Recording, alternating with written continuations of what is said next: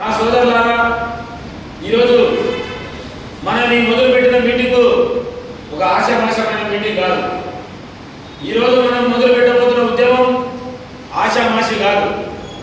కృష్ణమాది గారు ఏదైతే ఆయన మనసులో మాదిగల కోసం ఎటువంటి విత్తనాలు అయితే ఆయన మనసులో నాటుకున్నాడో, అలాగే ఈ సమాజంలో ఉన్న పేద విద్యార్థుల కోసం ఆయన ఏం చేయదలుచుకున్నాడో దానిని ఇక్కడికి వచ్చిన నాయకత్వం అందరి ద్వారా మొదలుపెట్టి ఈ జిల్లా వ్యాప్తంగా అన్నగారు ఏదైతే మనసులో పేద విద్యార్థుల కోసం ఆయన కోరుకుంటున్నాడో ఆ విషయాలను అమలు చేయకనే ఈరోజు మన నంద్యాలలో ఈరోజు బీజం నాటడం జరుగుతుంది. తమ్ముడు,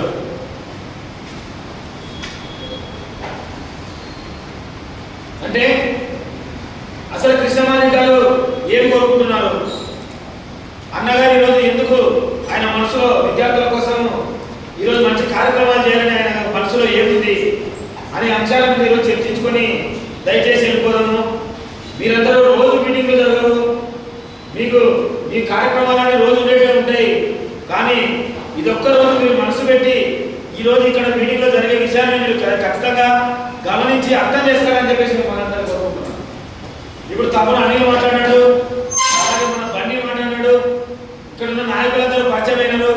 ప్రతి ఒక్కరూ కూడా ఈరోజు ఈ కూర్చొని కారణం ఏంటి, అసలు ఈ రోజు నుంచి మనం ఏం చేయాలి, అసలు మనం ఎందుకోసం ఈరోజు కూర్చున్నాము, ఫోటోల కోసమా, కృష్ణమాది గారు 4 ఫోటోలు పంపించడం కోసమా, లేకుంటే మన జాతిని బాగుపడటం కోసమా అనేది మీరు దయచేసి వినాలని చెప్పేసి మిమ్మల్ని మనస్ఫూర్తిగా నేను కోరుకుంటున్నాను. తమ్ముడు, దయచేసి వినండి, అర్థం చేసుకోండి. తర్వాత మీకు చెప్పే విషయాలు మంచివి అనిపిస్తే మీరు మైండ్లో పెట్టుకోండి. మేము చెప్పే విషయాలు మీకు అనవసరం అనిపిస్తే మాత్రం దయచేసి బయటికి పోతేనే దాన్ని గుర్రం నుంచి వదిలేసేయండి. మంచి అయితే మాత్రం గుండె నిండా నింపాలని చెప్పేసి, చెడైతే వదిలేయాలని చెప్పేసి మేము మిమ్మల్ని ప్రత్యేకంగా కోరుకుంటూ, దయచేసి ఈరోజు తమ్ముడు అనిల్ మాదిగా నంద్యాల జిల్లా సమావేశానికి మొట్టమొదటిగా ఈరోజు నంద్యాలలో బీజం వేయడానికి కారణం ఏంటంటే, ఈరోజు పేద ప్రజలు, ముఖ్యంగా పేద విద్యార్థులు ఈరోజు ఎన్నో బాధలు అనుభవిస్తున్నారు.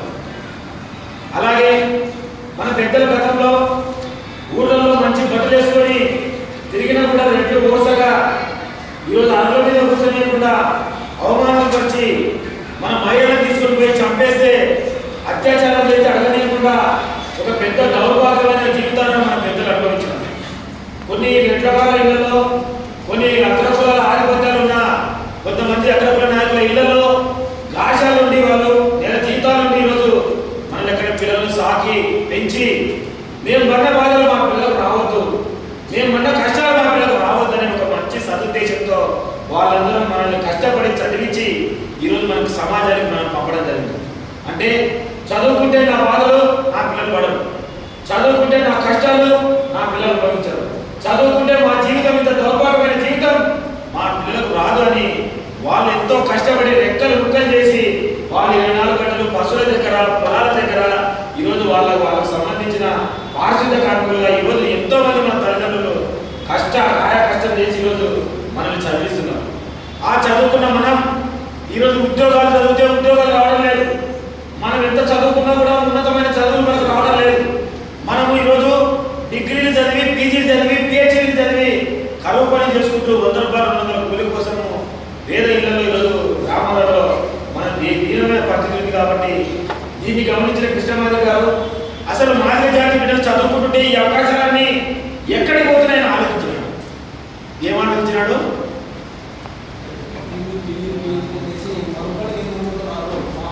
అర్థమవుతుందా? వింటున్నా?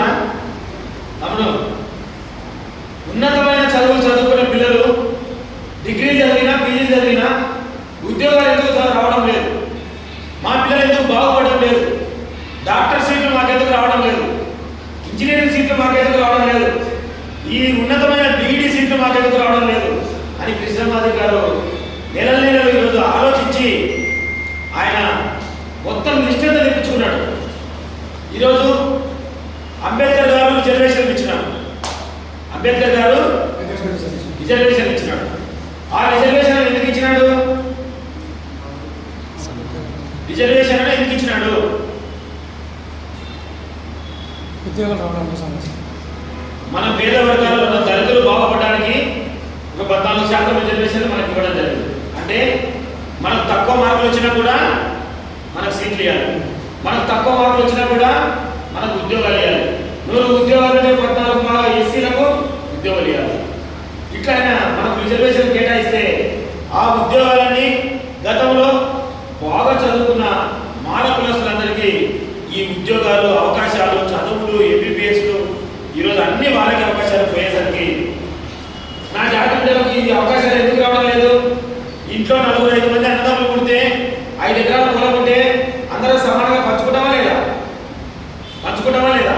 ఇట్లనే మాలలు, మాదిగలు, మృగజంగాలు, రెల్లి, దాసరి ఇంకా అన్ని కులాల అన్నదమ్ముల యొక్క సమానంగా పంచుకుందాము. ఈ 14% రిజర్వేషన్ అందరం తిందాము. మాలలు బాగుపడతాము, మాదిగలను బాగుపడతాము, మృగజంగాలను బాగు చేద్దాము. ఈరోజు పారిశుద్ధ కార్మికులుగా చేసే నా రెల్లి సోదరులను బాగుపడతామని ఈరోజు కృష్ణమాది గారు ఆలోచించి రిజర్వేషన్లను సమానంగా అందరూ పంచుకుందాము అనే ఒక సదుద్దేశంతో 30 సంవత్సరాల ఆయన నిద్ర లేకుండా ఈరోజు కుటుంబాన్ని వదిలిపెట్టి ఢిల్లీ నుంచి గల్లీ వరకు ఆయన చేయని ఉద్యమం లేదు, చేయని త్యాగం లేదు.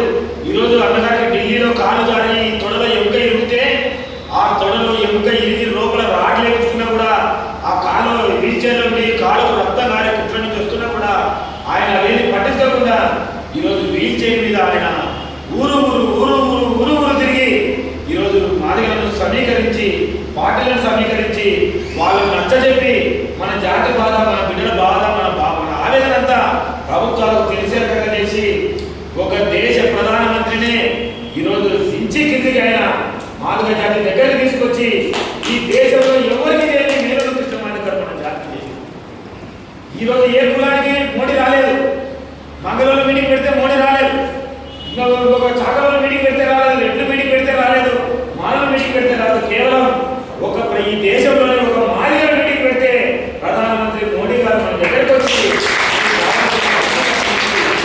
ఈరోజు అంటే దేశ ప్రధానమంత్రిని దించే స్థాయికి ఈరోజు పోరాటం చేశారంటే ఆయన మన కోసం ఎటువంటి త్యాగాలు చేశాడో మనం అందరం దాన్ని గుర్తుంచుకోవాలా.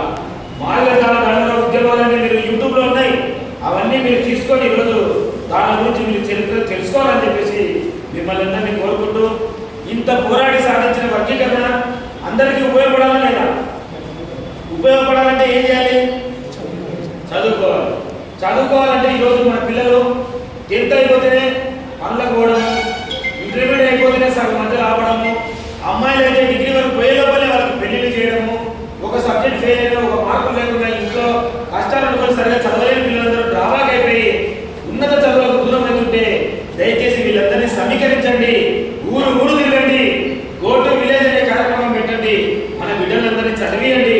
వచ్చిన పోరాడి 30 సంవత్సరాలు నేను కష్టపడి నా జీవితాన్ని, నా శరీరాన్ని నేను త్యాగం చేసి ఈరోజు మీ అందరికీ ఇచ్చిన రిజర్వేషన్లను మన జాతికి అందరికీ సమానంగా పంచి వాళ్ళ ఇళ్లలో వెలుగు నింపడానికి కృష్ణమాది గారు ఆలోచిస్తారు. కాబట్టి మన నాయకత్వం అంతా గో టు విలేజ్ అనే కార్యక్రమానికి వెళ్ళి గ్రామంలో అందరికీ చెప్పి అందరూ చదువుకోవాలని చెప్పేసి ఈరోజు మోటివేషన్ జరుగుతూ ఉంది. అది తెలుసా లేదా? జరుగుతుందా లేదా? ఈరోజు పేదచర్ల మండలంలో గో టు విలేజ్ కార్యక్రమం జరుగుతుందా? పల్లెకి పోదామని మీ ఊరికి మీరు వచ్చినారా రాలేదా? మీ ఊరికి మీటింగ్ కోసం మీరు వచ్చినారా రాలేదా? మీ ఊరికి ఆలగడ్డలో మీటింగ్కి వచ్చినారా రాలేదా? బోయలకుంట్ల మీటింగ్లకు వచ్చినారా రాలేదా? బండపల్లికు, నంద్యాలలో ఉండదు, మీ బాబుజీ మీటింగ్లో వచ్చినారా రాలేదా? అంటే ఈ రాష్ట్రంలో ఉన్న అన్ని గ్రామాలకు కృష్ణమాది గారు మన నాయకత్వాన్ని పంపించి పిల్లలందరూ చదువుకోండి, పిల్లలందరూ బాగుపడండి, పిల్లలందరూ ఈరోజు ఉన్నత రిజర్వేషన్ ఫలాలను నేను కష్టపడి సాధించిన ఫలాలను మీరు అందుకోండి అని ఆ కష్టపడి సాధించిన రిజర్వేషన్ కోసం అన్నగారు మన వాళ్ళకందరినీ చైతన్యం చేయడం చెప్పేసి చెప్తే ఆ గో టు విలేజ్ అనే కార్యక్రమంలో ఊరు పల్లె తిరుగుకుంటూ మాదిగ విద్యార్థుల కోసం ఈరోజు మొత్తం జాతి మొత్తం కష్టపడుతుంది. మనం ఈ జాతి పడే కష్టంలో విద్యార్థులుగా ఉంటున్న మనం చేయాల్సిన పని ఈరోజు ఎన్ఎస్ఎఫ్ కర్తవ్యం ఏంది? మన కోసం ఈరోజు ఎంఆర్పిఎస్ నాయకత్వం మొత్తం కష్టపడి పనిచేస్తుంటే అక్కడ మన కోసం ఎంఆర్పిఎస్ చదువురానులు, చదువు అయిపోయిన ఈరోజు వాళ్ళు దాదాపు ఎంఆర్పిఎస్ నాయకత్వము, ఎంఎస్పీ నాయకత్వము, వికలాంగుల నాయకత్వము, ఉద్యోగస్తుల నాయకత్వము, వీళ్ళందరూ ఈరోజు పనిచేసిన ఎవరి కోసం అంటే కేవలం విద్యార్థుల కోసం, కేవలం విద్యార్థుల కోసం వీళ్ళందరూ పనిచేస్తున్నారు.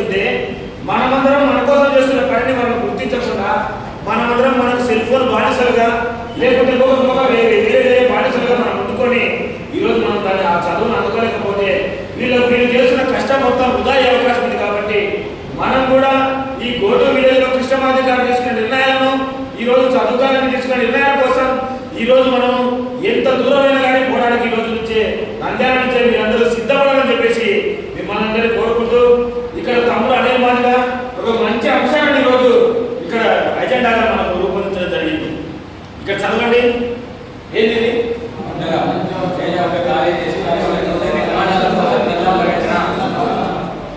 ఇక్కడ ఏం చేశారు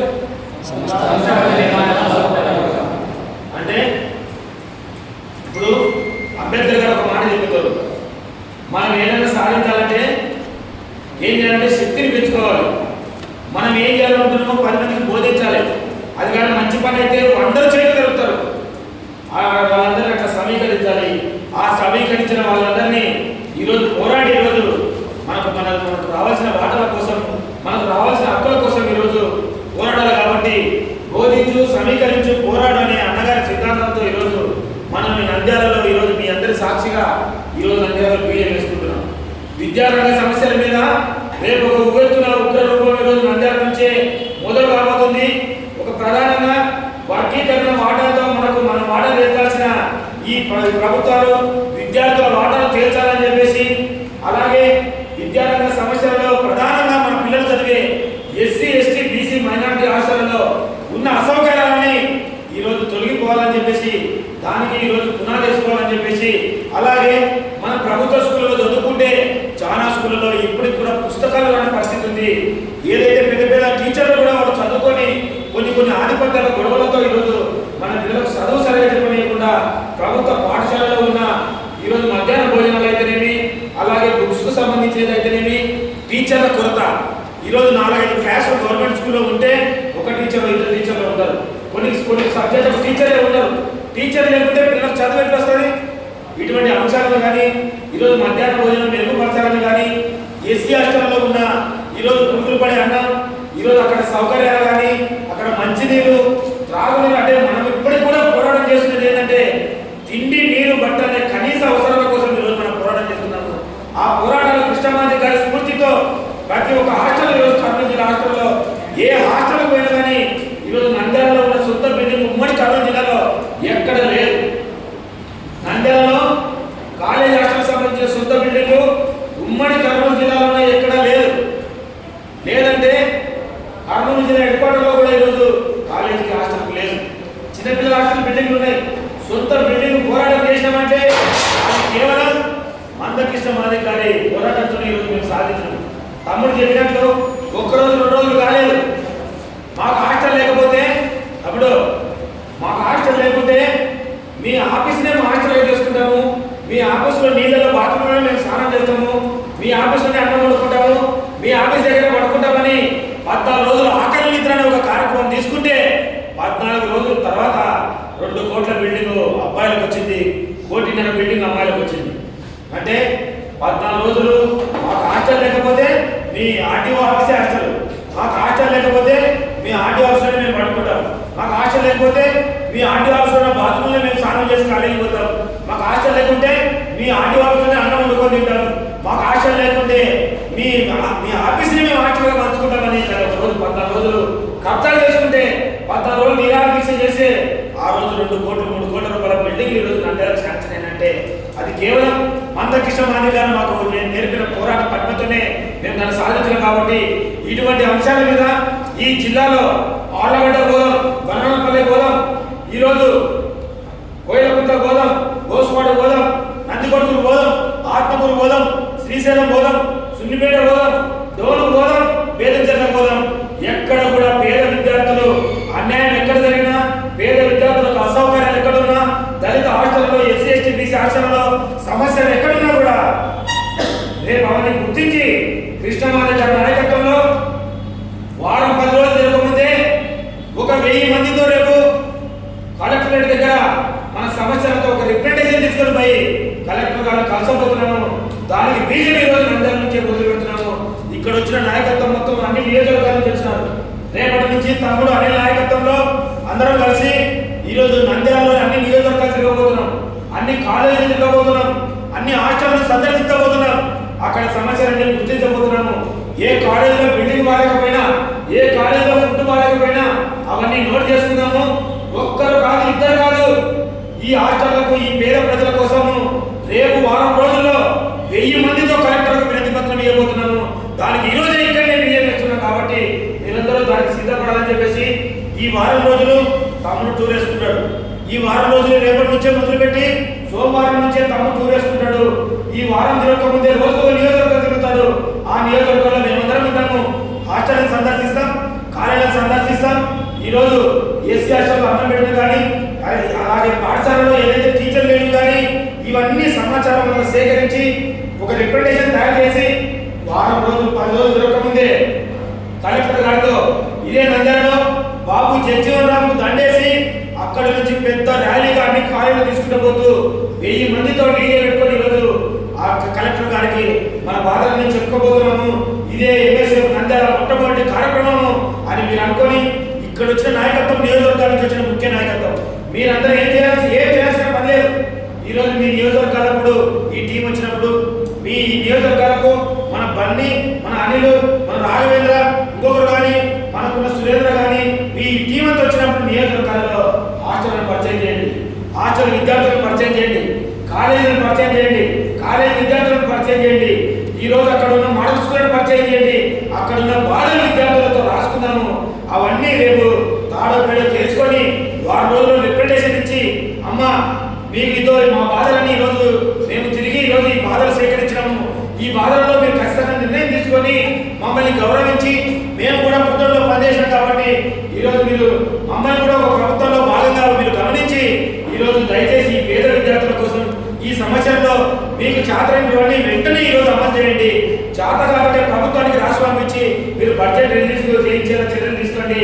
ఏదైనా కానీ మాకు మా హాస్టల్లో మా పేద విద్యార్థులు చదవడానికి కనీసం కష్టాలను, తిండిని, నీరును, సుఖమైన నిద్రను ఈరోజు ఇచ్చి మా పిల్లలు బాగా ఉన్నతంగా చదువుకోవాలనే మంచి మీరు అవకాశాన్ని కల్పించండి, అక్కడ సౌకర్యాలు కల్పించండి అని ఒక మంచి సాధుత దృక్పథంతో రేపు కలెక్టర్ కలిసిపోతున్నాం. కాబట్టి ఆ పోరాటానికి ఈరోజు నంద్యాలని నాంది పలకడం అనేది, తమ్ముడు అనిల్ ఏర్పాటు చేయడం అనేది ఎంతో సంతోషంగా ఉంది. మీరు ఇప్పుడు పెట్టిన ఈ మొదటి అడుగు ఈరోజు వేల మంది, లక్షల మంది జిల్లాలో పేద విద్యార్థులను మార్చబోతుంది.